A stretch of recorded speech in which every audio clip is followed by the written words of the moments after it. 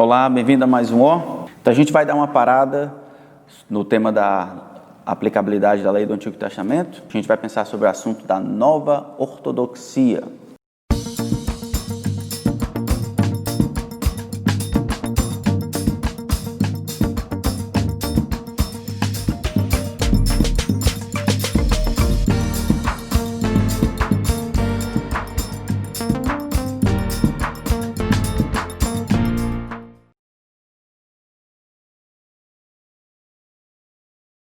O assunto que a gente vai tratar, ou pelo menos tentar explicar, é considerado como nova ortodoxia. Como é que é isso?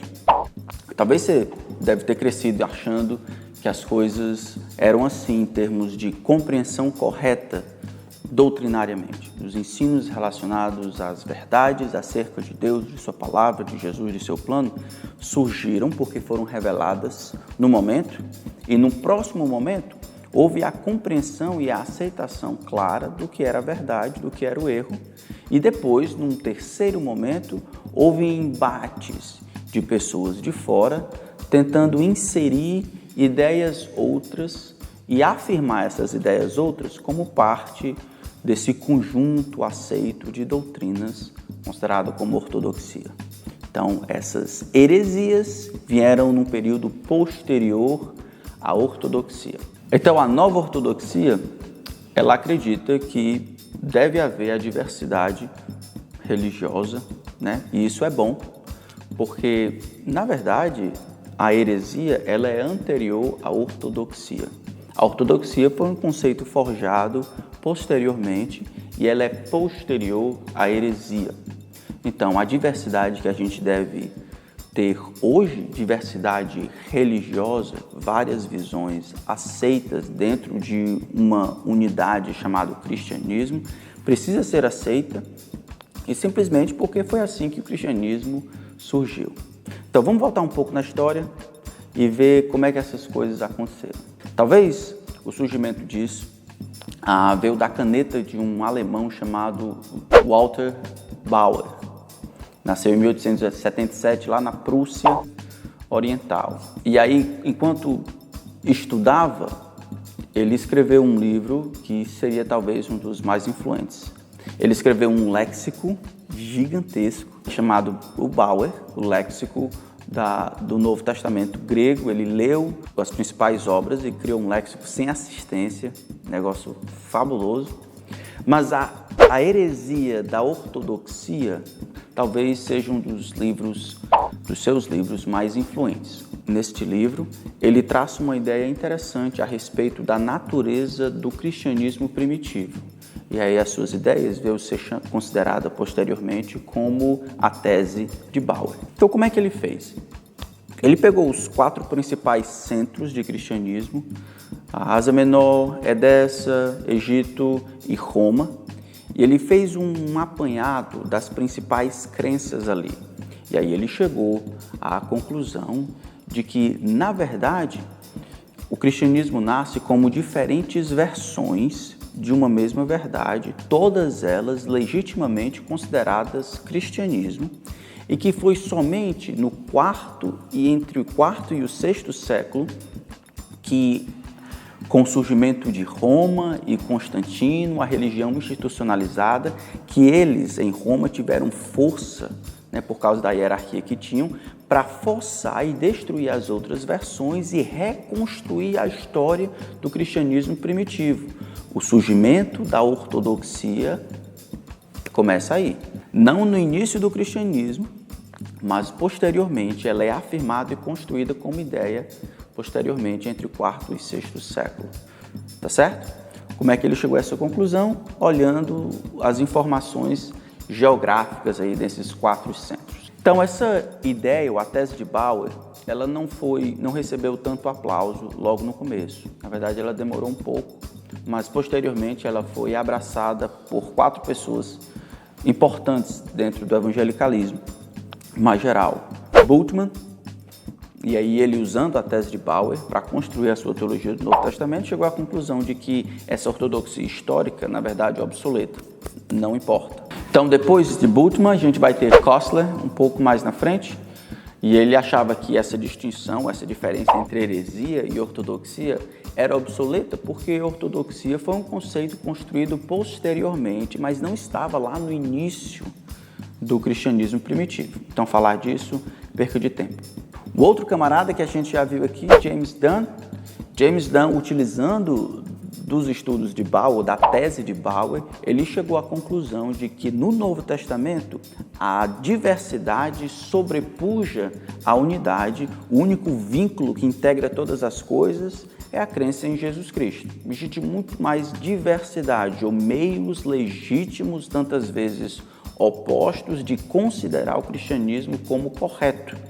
O que une todos eles nada mais é do que a crença em Jesus Cristo.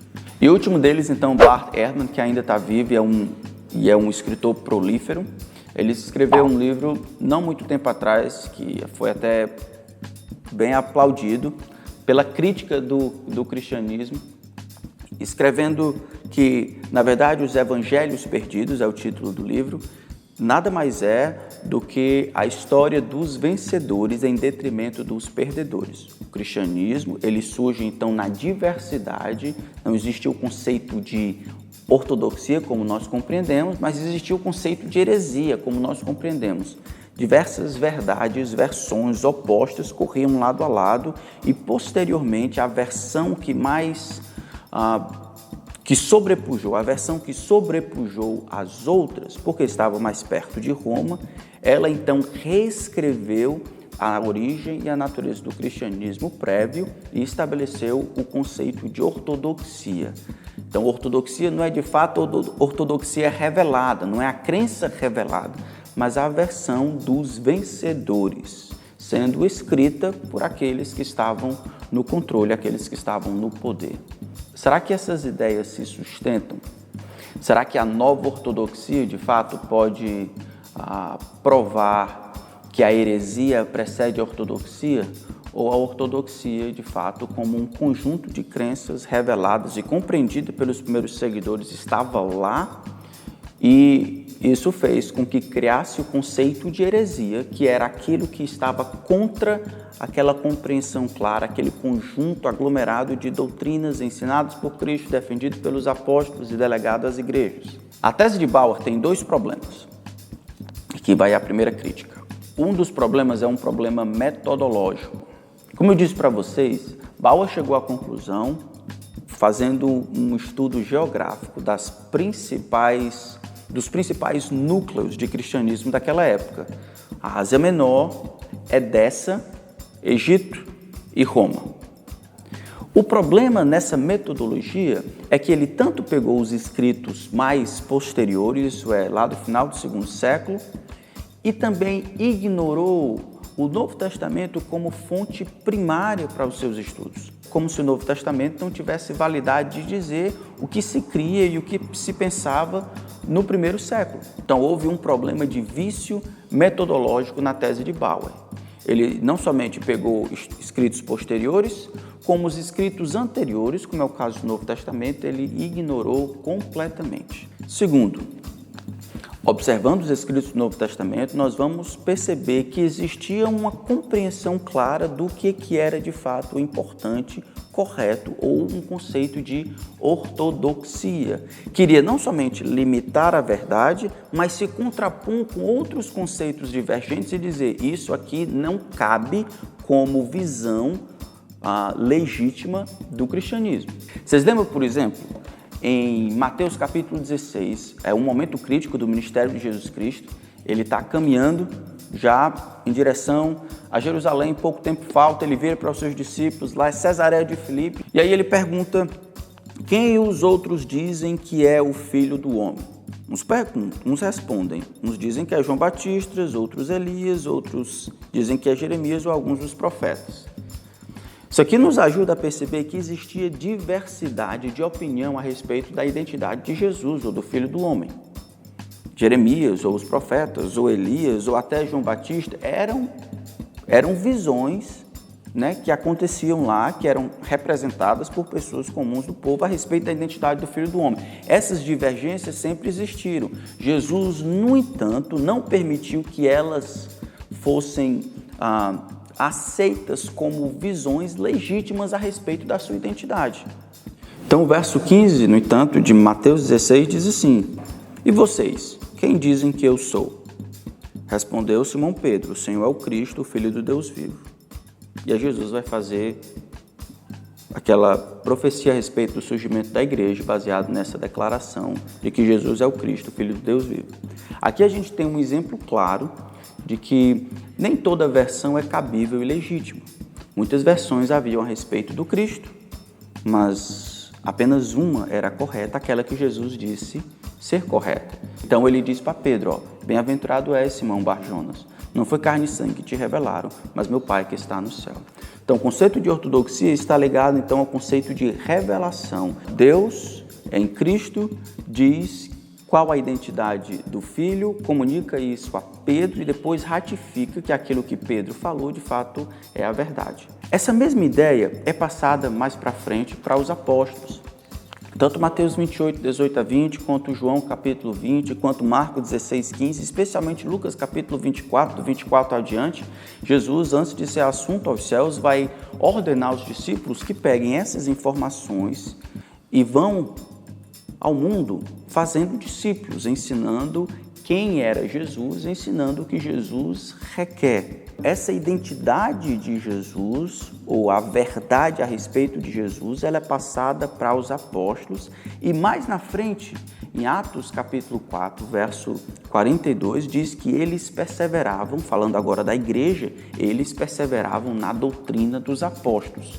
Isso quer dizer que existia uma compreensão clara do que Jesus havia entregue aos apóstolos e agora o que os apóstolos eram guardiões dessa verdade, chamada também de ortodoxia, e a igreja, então, deveria manter-se ortodoxa por manter-se ligado àquilo que os apóstolos haviam dado. Eles perseveravam unânimes, eles estavam na doutrina dos apóstolos. 1 Coríntios capítulo 15, verso 3 e 4, Paulo diz: eu entreguei o que também recebi. Jesus morreu pelos nossos pecados, segundo as Escrituras, foi sepultado e ressuscitou ao terceiro dia, segundo as Escrituras. Então, existe grande continuidade entre o que Jesus falou a respeito de si, ele delega aos apóstolos, e os dos apóstolos, eles são os guardiões disso, e a base para onde a igreja deve estar alicerçada. Isso continua ainda para o apóstolo Paulo mais na frente. Nós vemos em cartas como Gálatas, Colossenses e 1 João que essa diversidade não era sempre constantemente bem aceita. Não, eu não poderia simplesmente inventar ou pensar numa ideia, colocar o nome de Jesus e isso estava de qualquer jeito. Algumas coisas afetavam o coração do Evangelho, outras coisas afetavam o próprio Jesus Cristo. Então, o Evangelho, a compreensão do Evangelho, o monoteísmo e acho que a revelação de Jesus Cristo eram os três elementos ali que compunham a questão da ortodoxia. A nova ortodoxia, quando faz declarações como essa que nós ouvimos recentemente, Kivitz e outras pessoas que tentam alargar o que Jesus fez estreito, que tentam abrir mais a porta e escancarar, transformando a porta em portão, essas são estratégias antigas, não vêm de Deus, vêm do inimigo de Deus. Ortodoxia, como um conjunto claro de doutrinas, ela estava lá desde o começo, sendo que o cristianismo ele alega ser uma religião revelada. E a heresia foi compreendida e definida depois como aquilo que estava contrário àquele conjunto de doutrinas que eram inegociáveis. Eu espero que cada vez mais você compreenda esse texto e subjugue os seus pensamentos e raciocínios ao que a palavra de Deus diz. Não há modernidade, não há um mundo que muda, não há os valores, não há o governo, não há um e outro, mas a fala de Deus escrita no papel. É assim que Jesus descreve a verdade, não importa quem diga, essas outras pessoas vão e vêm. A palavra de Jesus, o Novo Testamento, na forma que temos hoje, permanece para sempre.